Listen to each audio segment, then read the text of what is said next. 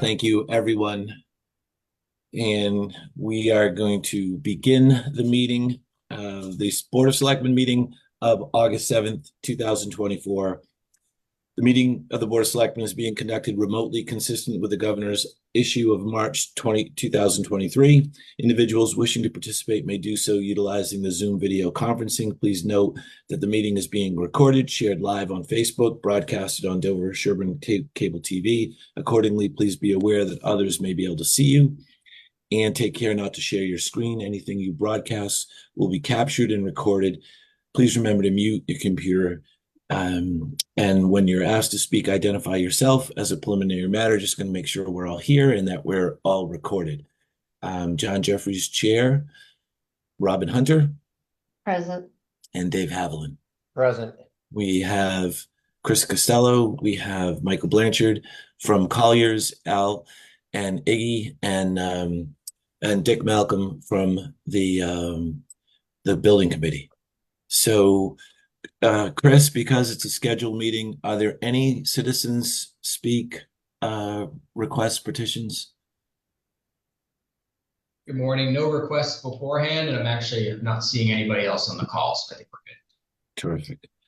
We're going to move right to the first item on the agenda, which is a discussion and a vote regarding the approval of an agreement with Oakers Technology for audiovisual equipment installation, programming, and training for the community center.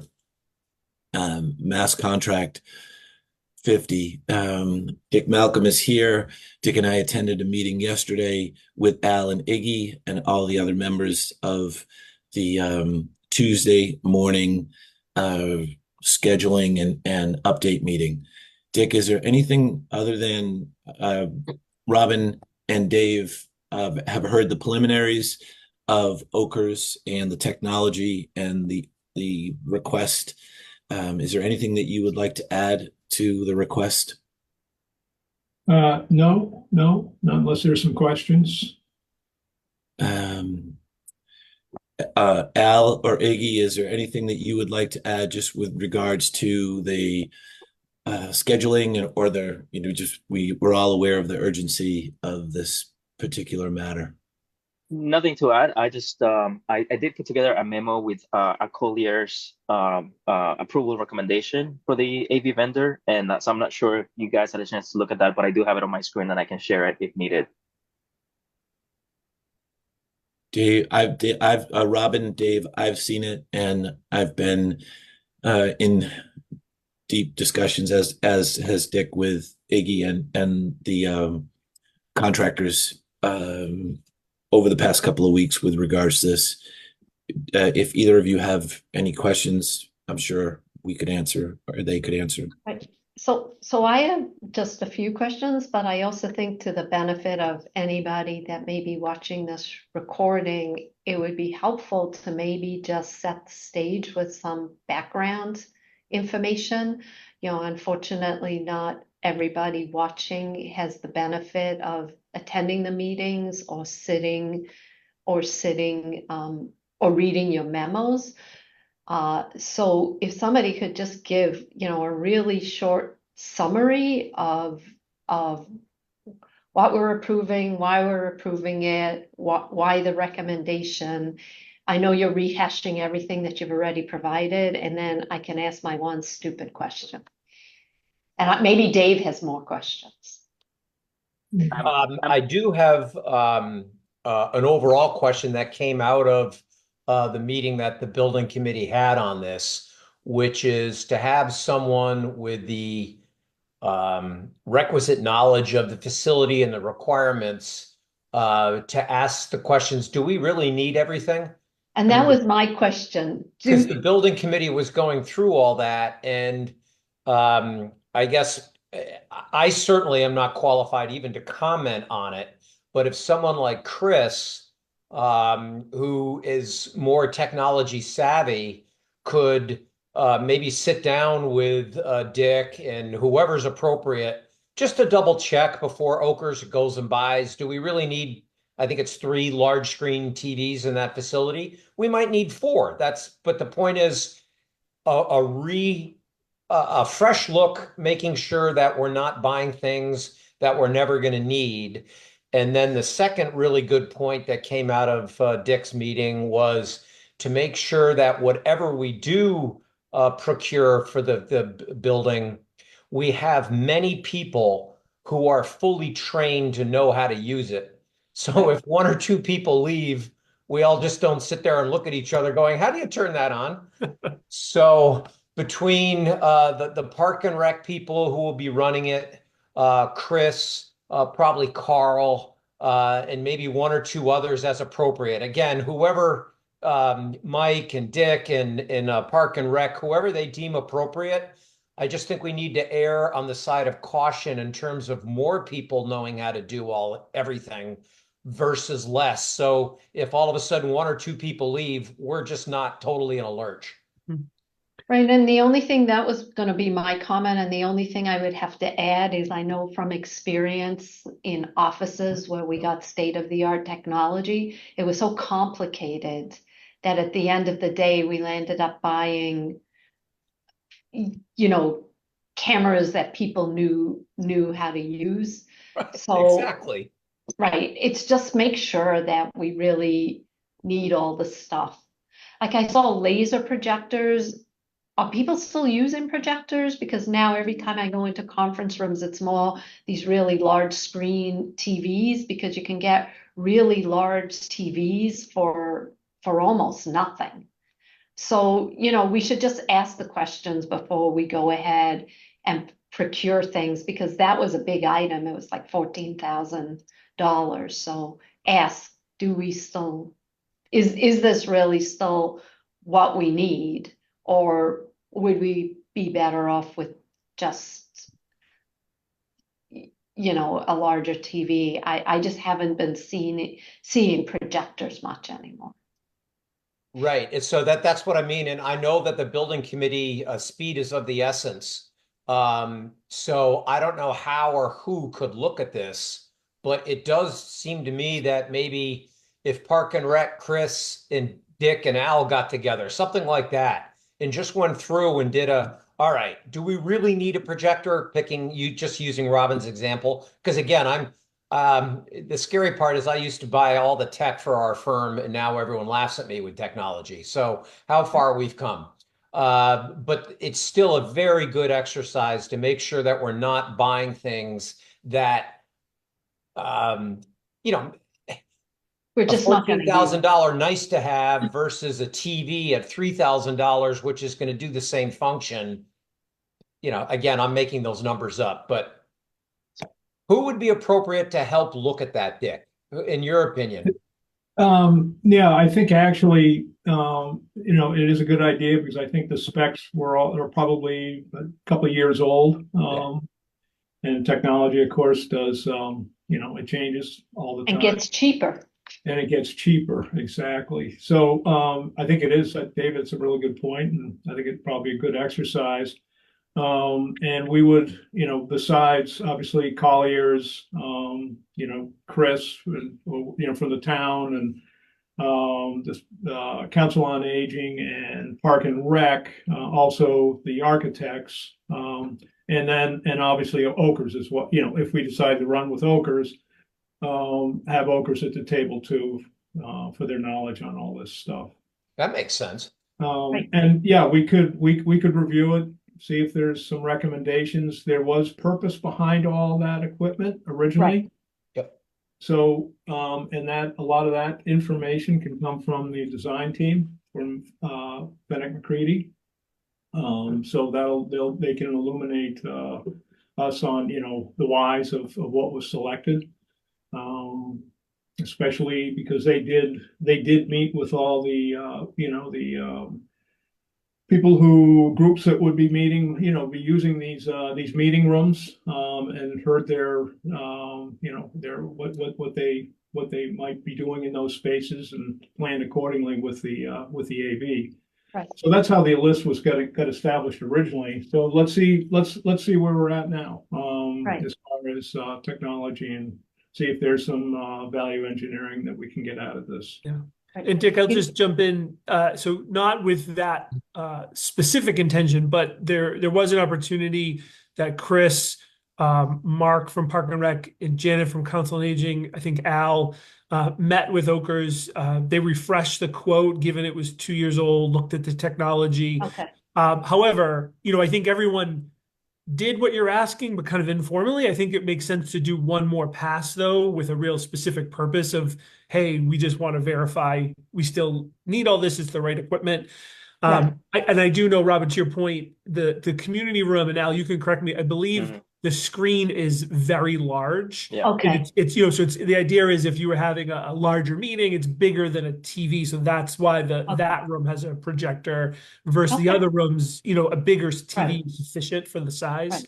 Right. But just to address that, but I think we could do a more purposeful review, even though I do think we've done it, we'll do it more purposefully before any orders are placed, Dave, to your point. I Which should mean, be, not that this is the way we should go, but there are lots of large conferences that I go to that have two very large computer screens.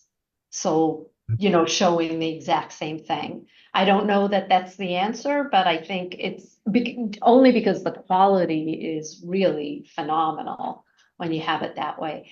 I don't say that that's the answer, but I just think we should, maybe if we could even go to a facility that has one of these projectors just to see what it's like. But from my perspective, I would be happy to approve this with the caveat that we would do one last look of value engineering and make sure that this, because I would certainly we definitely need AV, we need the wiring, you need all of this stuff. So Robin, here, Exactly. this is the issue. All these comments and suggestions are great. Thank you both for this. Dick, thank you for the insight, and Chris, the fact that we've gone through and done a little bit of these rethinks and fresh and refresh, if that's the maybe the right word. From Al and Iggy's perspective, what happens on the Tuesday meetings and what we are repeatedly dealing with is we have no time to waste, and timing is of the essence. And here's why.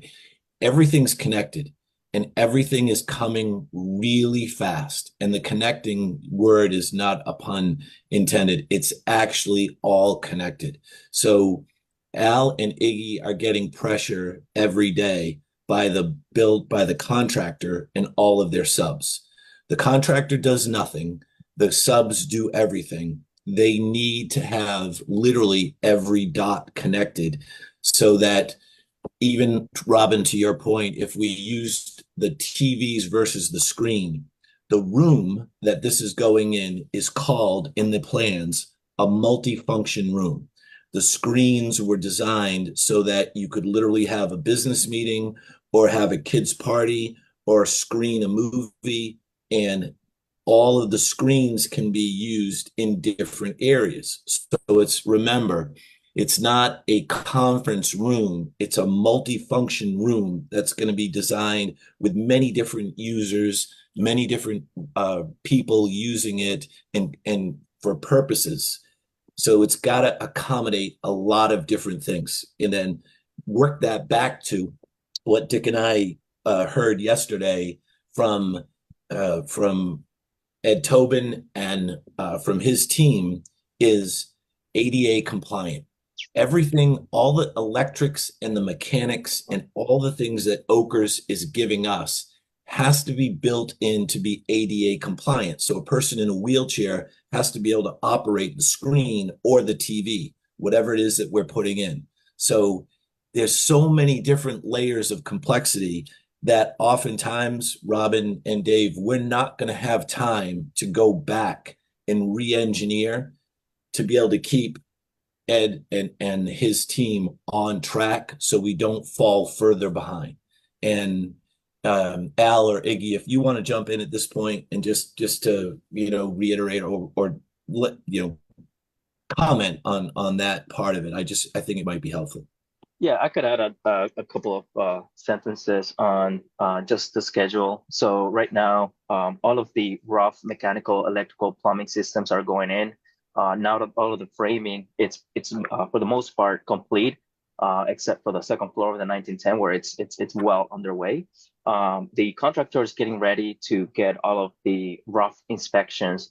Once the rough inspections are complete, they basically want to close up all the walls. And what we were hoping for is to get Oakers, or if we don't proceed with them, to get them out there as soon as possible so they could take a look at the building right now that it's all open and everything can be seen. I already scheduled a meeting with Oakers on site on Friday at 9:30 in the morning. So even before having their proposal signed, they have been working with with the project team since design years. This goes back over 2 years ago. And at the time, this is another item that I wanted to add a little bit of color on. And Dick, you hinted at this. All of the equipment that is in this proposal was selected collaboratively through a series of meetings with Dave Sullivan, who was the IT contact person, the town's IT contact person at the time, together with the user groups, COA, Parks and Recs, and the architect and the engineers during design. And this is the equipment that was determined to be necessary in order for the various programs to function. And so we held another meeting about a month ago with COA, Parks and Recs, the engineers, Oakers as well. Even the contractor was on that meeting to go over. So actually, let me backtrack a little bit. Because this equipment had been selected 2 years ago, Oakers updated their proposal just a couple of months ago with basically all the products are different products because of how technology changes. All the products in this proposal that you're looking at are updated based on what's available right now, based on better products that are out there, and updated based on the new pricing that's different than 2 years ago, because they're different products. And so we updated that proposal with the new equipment based on what was selected 2 years ago, or determined to be the audio and video equipment necessary to support the programs. Now, we also held another meeting with COA, Parks and Recs, the engineers, Oakers, the architect. Chris Costello, you were on that meeting as well, to go over this updated list of equipment. And there were a few things that we took out of there. For example, there was a movable cart in one of the conference rooms that they decided, hey, we don't really need this. We also we also had a hearing loop on the two flex spaces. And looking at it, we're like, well, that doesn't really make sense. How we're going to coordinate one room, when it's all open as one room or two separate rooms. And so there was a little bit of that VE that happened in that meeting. But to go back to the schedule, we are hoping to get this audio and video. They are going to be there on Friday, but we are hoping that we can get them on board sooner rather than later. Al, a question for you. When you had that latest meeting with Park and Rec and COA, were dollars associated with this equipment? Yes. Okay, good, because that's one of the fallacies that goes through this. When you go to the town originally and say, what would you like? And there's absolutely no cost attached to it. It's like, oh, well, I would like, the moon, the sky, and the stars. Well, that might be expensive. So I'm really glad to hear that you guys went through and did what I'm going to use value engineering on top of the engineering. I'm with Robin. I guess I'm all for approving this today with a caveat that you guys go back and double check and just make sure that if that $14,000 projector is a nice to have that could be met, I'm going to make this up, with two $2,000 TVs, that you consider that. And I understand there's ramifications for value engineering. We have to get through it. But that's where we are. We'd just like you to take one last look without setting the timeline back by some egregious amount. The second thing that I would just like to ask that has much or little to do with this specific request, but for all requests coming forward for contingency, could you please have available for us when you have any request to know where are we on the critical path in terms of timeline? What percent completion are we time-wise? What percent completion are we on funds expended, as well as what you provide on the contingency? I just think it's very important that we know as we go along where we are so that we don't get too far over our skis or fall to one side. So that information helps us. So Dave, that we covered that yesterday in the meeting, and that is always the contentious point of the meeting, literally for everybody at the table. So, and Iggy and Al and Dick can weigh in on this, but in rough numbers, we are a little over 50% of the contingency. The building is delayed by 60. Oh, John, I'm sorry. 50% of the contingency. It says here it's not even a quarter No, it's 50% of the contingency. of the contingency. Yep, of what's going to be requested. So I can clarify that a little bit. So should this proposal from Oakers be approved today, we are going to need to borrow a little bit from contingency. What I have in my memo is it's around $43,000, just because the budget was established 2 years ago.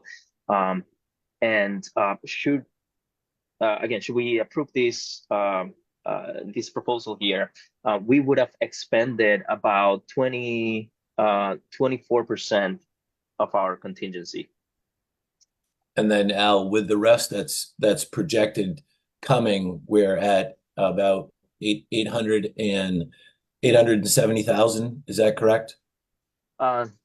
If you give me a minute, I can pull up that figure. Again, I'm not worried about it for today, John, because Okay. it's kind of separate. This is Yeah, a separate contract. That's not, yes, it's coming from contingency, but Yeah. also for those who are watching the recording, what happened here is this is off a state bid list. And the original quote was pre-COVID or during COVID. And now the state bid list, all the equipment, which everyone is going to have the same price for, has gone up post-COVID.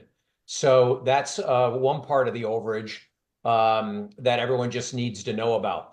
That's why the bid went up, and we're tapping into contingency. But it would go up for every bidder. Is that correct, Al? Or I'm sorry, could you repeat that your question again for me? so if you're Yeah, that's correct, David. yeah, that's okay. Sorry, Al, I didn't mean to put you on the spot. So I just wanted everyone to understand why this is the contingency is what it is for this meeting. But when it is a PCO, a true PCO, if the first pieces of information are what is the percent complete on the critical path timeline, and what is the percent complete to budget? How much have we spent of the overall budget? Just so we know where we are. I mean, if we've spent 20% of the budget and 80% of the contingency, Houston, we have a problem. If it's 80% and 80%, or okay, it is what it is. But we need that information to make an intelligent decision. That's very easy for me to do. I can just add it to the table that I typically include in our memo, just a couple of lines that show that information. And I would say, well, while I was able to pull up here what we're forecasting for contingency expenditure based on worst case scenario, everything that's potential right now, and I'm looking at about 32%. Based on all the information that I know right now. Used or left? Forecasted to be used. Okay. 32%. All right, that's a lot better than 50%. So sorry, John, but I like Al's numbers a lot better. I like Al's numbers a lot better, Dave. I factored in the percentage that I think that let's just say in my math, we're going to be closer to 50 than we are to 32. But That's Okay, again, I appreciate that, John. Thank you. I was kind of quipping. But the point is that as each PCO batch comes through to us for approval, we will be able to judge where we are. And that is either going to lead to massive comfort or some discomfort, but at least we'll know, because there's nothing worse than not knowing. Hey, then, I'm ready to vote, John, if you are. I mean, we don't need to prolong it. I appreciate the discussion so far, but I'm ready if Robin and you are. I'm ready. Dick, you wanted to add something? Yeah, I just wanted to add that, just going back to the add of contingency for this particular PCO for bringing Okers on board. The net is a $15,000 draw to the contingency because we had a savings on the IT. That came in under budget. The AV is over budget. It's netting out at about $15,000 over the budgeted amount. So I think it's just be clear, we're somewhere in that. It's about $15,000 hit on the contingency for bringing Okers on. Thank you, Dick. That was an important reminder. Yes, agreed. Dave, Robin, I'm going to give this motion a try, and if the wording is not right, we can amend it. I move to approve the agreement between Okers Technology for audiovisual equipment installation, programming, and training for the community center, Mass Contract 0050, contingent upon a review for availability and acceptability. A final review. Final review. Yeah, final review. Well said. Michael, is that language okay with you? Yep, absolutely. And I'll work with Al just to make sure that happens, immediately. Right. Great. And I'll ask for a second second. that. All in favor? Aye, John Jeffries. Aye, Robin Hunter. Aye, Dave Howland. Excellent. Thank you. Thank you, everyone. Yes, thanks all very much. Thank Thanks, you. everyone. Appreciate it. Bye. Oh, do we need to adjourn? Oh, yeah, we need to yeah. Motion adjourn. to adjourn. Seconded. Second. All in favor? Aye, John Jeffries. Aye, Robin Hunter. Aye, Dave Haviland. You Bye would have now. had to dial back in to adjourn. Now you can hit the little red box. Yeah, I almost exactly. did that. Yeah, All right. exactly. Thanks, everyone. Yeah, goodbye. Bye.